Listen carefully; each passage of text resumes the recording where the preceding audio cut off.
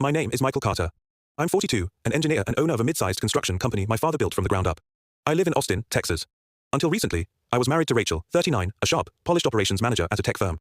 Rachel was brilliant in the boardroom, commanding, confident, in control. That's the woman I fell for. We'd been together 12 years. Life had settled into routine. Sure, the fire of the early years had cooled, but I thought we still had respect and loyalty. Then the changes started. At first, it was late nights at the office, which she used to avoid like the plague.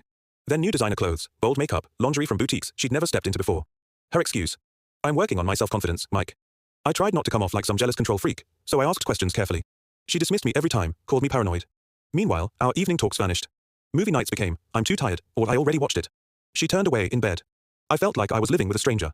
Gut instinct told me something was off. I wasn't going to confront her empty-handed, so I hired a private investigator. Within a week, I had my first report. Her work husband, Daniel, was more than a colleague. Long lunches. Late-night calls. Hand-holding in the parking lot. Whispered jokes. It wasn't just flirting, it was an emotional replacement. Then came the videos that took my breath away. Twice, in the company parking lot, she was in the passenger seat, bent over him, giving him what looked like her absolute best. The third time, in his car, parked less than 200 feet from our house. She wore the same navy spaghetti strap dress. She came home in that night, kissed me with those same lips, and claimed she was too tired for intimacy. That was the night something in me froze. Worse, she hadn't even gone all the way yet, as if everything else didn't count. She was saving the big act for a weekend getaway. My investigator found the booking, 2 nights at the Fairmont in Dallas. Her cover story for me. A silent yoga retreat with no phones allowed. She even told Daniel she couldn't wait to finally have him inside her and would come home renewed. It wasn't impulse. It was planned like a business trip. And that's when my revenge plan crystallized. I wasn't going to catch her mid-act. I was going to let her finish her little weekend of healing sex and then gut her life, clean and quiet. I moved money. Sold half my company shares into a private account. Met with my attorney and banker. Changed passwords. Organized every photo, text, and recording into neatly labeled files. Sunday night, she came home glowing, hair down, smelling like a new perfume. We had dinner, wine, even sex, long, intense, almost rough.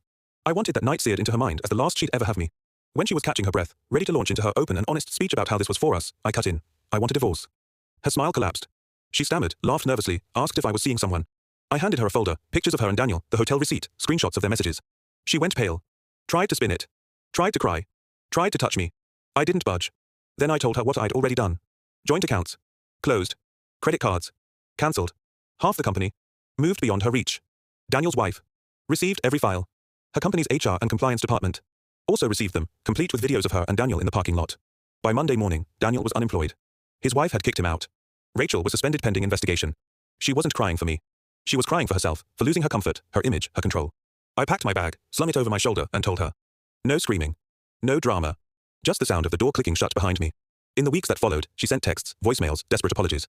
I ignored them all. She lost the job. Lost the lover. Lost the story she told herself about being in control. And I gained the one thing she could never fake, peace. Because sometimes the